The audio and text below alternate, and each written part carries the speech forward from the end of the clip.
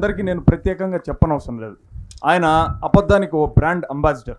అసత్యమునే పలుకోవాలను అంటూ అధికారంలోకి వచ్చారు. 5 ఏళ్ల పాటు విద్యుత్ ఛార్జీలను పెంచనని 5 నెలలకే ప్రజలకు షాకుల మీద షాకులు ఇస్తున్నారు చంద్రబాబు. మరి ఎన్నికల కంటే మునుపు ప్రచార సభల్లో పాల్గొన్నటువంటి చంద్రబాబు నాయుడు గారు మాట్లాడుతూ, మేము అధికారంలోకి వస్తే ₹1 కూడా విద్యుత్ ఛార్జీని పెంచం అని అంటూ సూపర్ 6 అనేటటువంటి 6 అబద్ధపు హామీలతో దొడ్డిదారిన అధికారంలోకి వచ్చారు. మరి అధికారంలోకి వచ్చిన తర్వాత ఈ విద్యుత్ ఛార్జీల పెంపు పైన ముఖ్యమంత్రి చంద్రబాబు నాయుడు గారు, ఉప ముఖ్యమంత్రి పవన్ కళ్యాణ్ గారు, మరో మంత్రి నారా లోకేష్ గారుల మధ్యన జరిగేటటువంటి ఆసక్తికర సంభాషణని ఒక్కసారి చూద్దాం. చూశారు కదా, అది అప్పుడు. మరి ఇప్పుడు జనం నెత్తిన కరెంట్ ఛార్జీలు పెంచి ఆ విధంగా ముందుకు పోదాం. కానీ బాబోరు, మనం పవర్ లోకి వచ్చిన తర్వాత పవర్ బిల్లులు పెంచము అని చెప్పినట్టు గుర్తు. చూడు పవన్ కళ్యాణ్, నీకు అధికారం కొత్త, నువ్వు ఇంకా అలవాటు పడాలి. గెలవక ముందు ఈ జనంపై మమకారం చూపించాలి. గెలిచిన తర్వాత వీళ్ళ చేత కొరివికారం తెరిపించాలి. అదే నా పాలసీ. చెప్పిన అబద్ధం చెప్పకుండా చెప్పి అధికారంలోకి రావాలి. వచ్చిన తర్వాత మనం ఏం చెప్పామన్నది మనం మర్చిపోవాలి. నీకు విషయం తెలుసో లేదో, నిజం నా ఇజం కాదు. ఒకవేళ నేను నిజం చెప్తే నా తల 1000 ముక్కలు అవుతుందనే శాపం ఉంది, తెలుసా నీకు?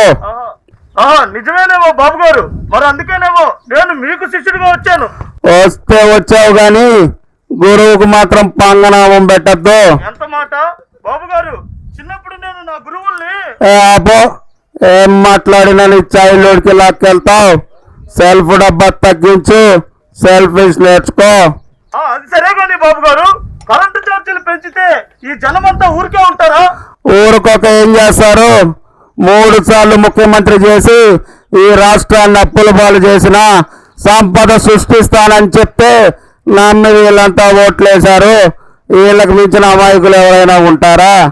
100 అబద్ధాలు ఆడి పెళ్లి చేస్తారో లేదో నాకు తెలియదు, కానీ 1000 అబద్ధాలు ఆడైనా సరే అధికారంలోకి రావాలని నేను నమ్ముతాను.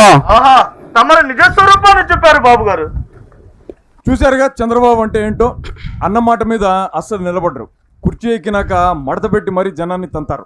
పాపం ఈ విద్యుత్ ఛార్జీల పెంపు కారణంగా సామాన్య ప్రజలు ఎలాంటి ఇబ్బందులు పడుతున్నారో ఒక్కసారి చూద్దాం. ఇక్కడ మనతో పాటుగా ఒక సాధారణ గృహిణి ఉన్నారు. నెల మొత్తానికి తనకు వచ్చే చాలీచాలని సంపాదనతో తను తన కుటుంబం ఈ విద్యుత్ ఛార్జీల పోటు కారణంగా ఎలాంటి ఇబ్బందులకు కష్టాలకు లోనవుతుందో ఆవిడ మాటల్లోనే. తల్లికి వందనం అంటే వంచన అని తెలుసుకున్నాం. ప్రతి బిడ్డకి 15,000 అంటే అరచేతిలో స్వర్గం అని అర్థమైంది. జగనన్న ఉంటే జూన్లోనే డబ్బులు పడేవి.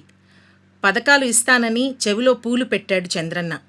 కరెంటు ఛార్జీలు పెంచి వైర్లల్లో షాకులు ఇస్తున్నాడు. అప్పులు చేసి మరీ కరెంటు బిల్లులు కడుతున్నాం. చెప్తున్నా వినండి, చంద్రన్న వచ్చాడు అంటే జనాలకి షాక్ ట్రీట్మెంట్ తప్పదు. సంపద సృష్టిస్తాను, ఆర్థిక వృద్ధిని చేసి చూపెడతాను అని ప్రగల్భాలు పలికేటటువంటి చంద్రబాబు నాయుడు గారి హయాంలో ఒక సగటు వ్యాపారస్తుడు ఈ విద్యుత్ ఛార్జీల పెంపు కారణంగా ఎలాంటి వ్యతలకు లోనవుతున్నాడో, అతని కష్టాలు కన్నీళ్లు ఎలా ఉన్నాయో అతని అంతరంగంలోకి ఒక్కసారి తొంగి చూద్దాం. ఈ బాబన్ అంటే 15 కల్లిళ్ళు 15 వస్తుంది తప్ప దేవుడికే నామాలు పెట్టి ఈ నారావారి పాలన జనం నమ్మకానికి అవహేళన. నేను నిరంతర కష్టపడి సంపాదించిన సంపాదన అంతా ఈ కరెంటు బిల్లు కట్టేస్తే నా కుటుంబాన్ని ఏ విధంగా పోషించాలి? నాలాంటి సగటు మనిషి యొక్క బాధలు, ఆవేదనలు, ఆక్రందనలు ఈ ప్రభుత్వానికి పట్టదా? ఈ ప్రభుత్వానికి దండోరా బాబు.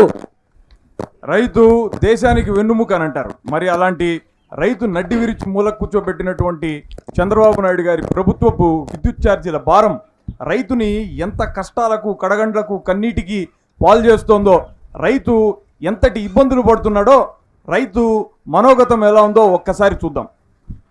చంద్రబాబు గారు పెట్టుబడి సాయం చేస్తానని చెప్పి ఎత్తుబడి చేస్తున్నాడు. అదేవిధంగా స్మార్ట్ మీటర్ల పేరుతో మమ్మల్ని చావబాగుతున్నాడు. అధికారం దక్కిందంటే మనకు పవర్ బిల్ పెరిగిందని అర్థం. ఈ విధంగా కరెంట్ ఛార్జీలు పెంచడం వల్ల, గిట్టుబాటు ధర లేకపోవడం వల్ల నేను ఈ వ్యవసాయం చేయలేకపోతున్నాను. ఈ సమస్యకు నాకు చావే పరిష్కారం. కూటమి అంటేనే కాలకూట విషం, మోసం, ద్రోహం. ఇదంతా మార్పు రావాలి, మార్చాలి. దీనికి మనమేం చేయాలి? ప్రజలందరినీ కూడా చైతన్యపరిచి వాళ్ళలో తిరుగుబాటును తీసుకురావాలి. అలానే పెంచిన విద్యుత్ ఛార్జీల బిల్లును తగలబెడతాం.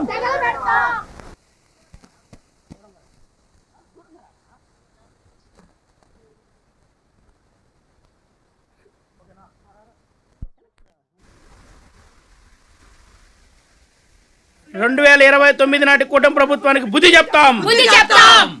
మరి 2029 ఎన్నికల ఫలితాలు ఏ విధంగా ఉన్నాయో ఒక్కసారి చూద్దాం.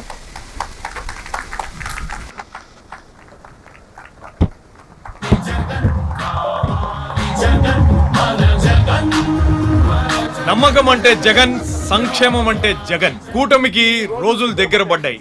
కష్టాలు నష్టాలు ఎక్కువ రోజుల పాటు ఉండవు. వచ్చేది మనమే, గెలిచేది జనమే. జై జగన్, జై జగన్.